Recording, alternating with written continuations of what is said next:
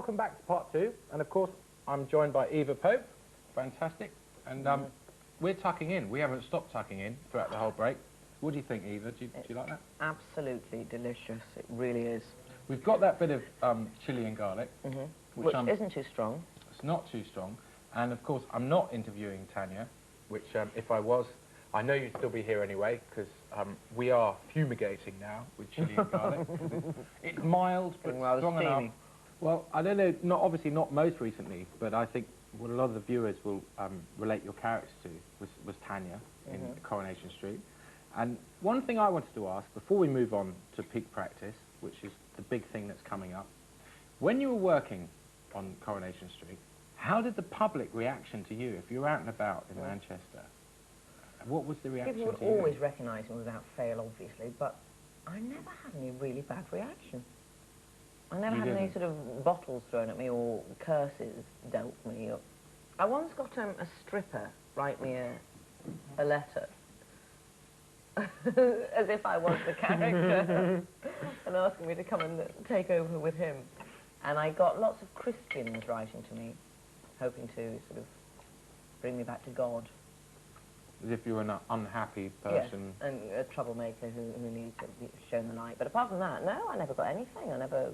And I know now you're married and you've got a little girl, but in the past, was there any time you thought, yeah, I could do this, I could... Do you know what? That's the funny thing about acting. You tend to get the things that are completely opposite from yourself. And I am such a boring old prude. Spend Sunday evenings in ironing. Doing the ironing, yeah, taking the kids swimming. Boring, always happy. And it's a Freudian thing. Yes, it's strange. It's easier to play something that's further away from you than closer to you. That is not part of your own. So if there's members of the public think, oh yeah, that Eva Bird, you know, she's up for it. You can say, well, no. Actually, no, I'm a Catholic girl. But now on a more serious note, peak practice, which is coming up. Yes. Very soon. Big role, big job. Again, from leaving Corrie, and you've done a lot of work since. This is the first time I've accepted a character that could be construed as similar to the one in the street. Basically, a woman, I was going to say womanizer, a man-eater who has psychotic tendencies. Look, I don't know if you're interested, but I've got a spare room at my place. I doubt Tom would want me playing cuckoo. I mean, it must be bad enough having the nanny there. It takes little time for Nurse Brightwell to settle into life in Cardell. But what are her motives for tracking down old colleague Dr. Redman? No danger. You're the main reason I came here. Oh, get out of it. I happen to think you're the best doctor I've worked with. Oh, yeah? What was it that really drew you to playing that part? The fact that it was a very dramatic role coming into a relatively undramatic series. So I knew that it would be a focal point to take that part on. And but you feel I couldn't resist the fact. Go on. But you couldn't. Sorry, I interrupted. What couldn't you resist? I can't cut into that. I couldn't resist the fact that she is a complete harlot. Harlot, and a psycho, and the sort of thing that most women would somewhere deep down inside dream to be, but not be willing to go there.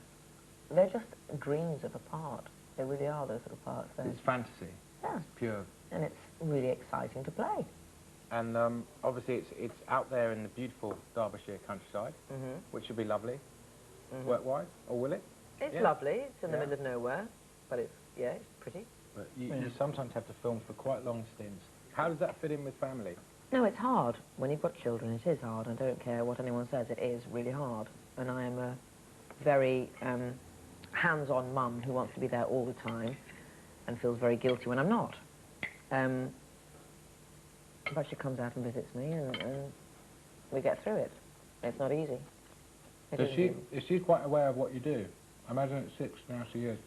She's aware, but not really aware. Not really. She doesn't quite understand why I have to work and why work should come before her. She knows I'm filming. She knows I'm going to be on television. She knows I'm playing a really horrible character. You should watch it. I won't let her watch it. You wouldn't let her watch it? No, I don't think it's a bit old for her, really. Yeah. But she can have it all on tape when she's older. She can see it when she's older. Yeah. But do you ever feel it's, when you're playing these roles, do you ever feel kind of an element of guilt? Terrible. I feel dreadful. Do you?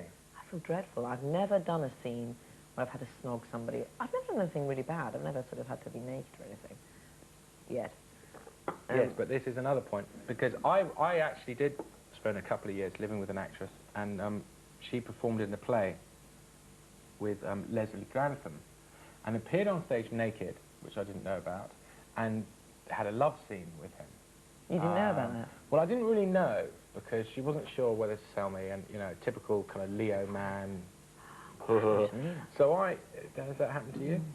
And now, I probably didn't react in the right way, but it absolutely, for a very short period of time, sort of was slightly disturbing. It was devastating at first. In fact, yes, it was. Yeah, it wasn't it quite is. disturbing. It was It's awful. completely devastating. I was sitting there with my mum, my two brothers, Oh, God! my mates on this side, and we all went out. It was a fringe theatre, and there was this woman that I'd lived with for 2 years, was suddenly lying on the chaise longue in her knickers, that was it, with Leslie Grantham on top, faking this love scene in theatre.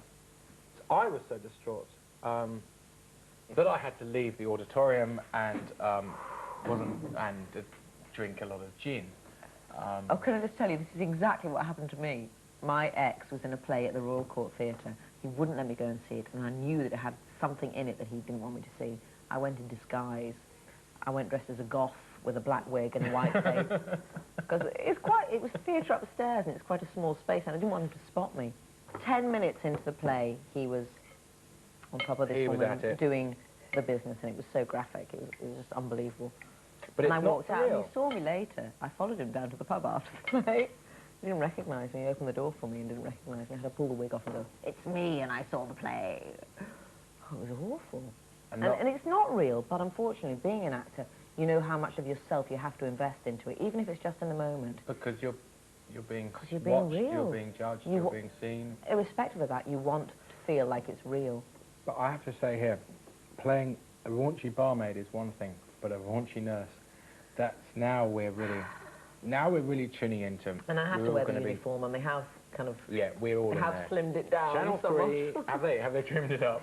Costume have really cut it and nipped it up. It's like, oh, you're being served, isn't it? Honestly, let's watch the viewing figures boom, because they're going to rise. you got 12 million now, apparently, on peak practice. I reckon we're in for I think we're in for a 15 million plus, serious aren't we? success Yes. with this series. Yeah. But not just because of me. There's lots of contributing factors. Well, being a hot and sweaty chef, I know I'll be tuning in, and I hope you'll be tuning in too. So, Eva, it's been fantastic. And you, thank you. All the best. Delicious. She's a true star. All the best, and I'll see you.